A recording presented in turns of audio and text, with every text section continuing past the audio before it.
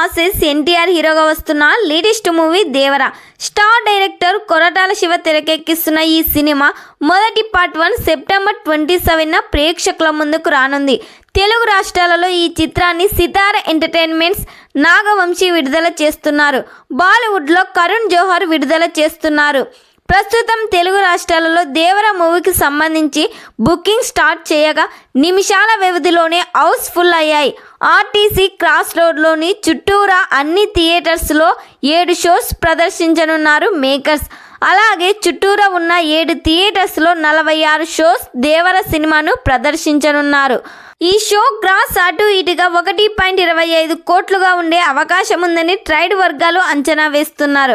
అయితే దీన్ని బట్టి చూస్తుంటే ఫస్ట్ డే కలెక్షన్స్ భారీ రేంజ్లో సాధించడం అనేది ఆర్టీసీ క్రాస్ రోడ్ చరిత్రలోనే మొదటిసారని చెప్పొచ్చు. ఈ సినిమా కానీ థియేటర్స్లో రిలీజ్ అయితే ఎంత కలెక్ట్ చేస్తుందని మీరు ఎక్స్పెక్ట్ చేస్తున్నారో కామెంట్ చేయండి.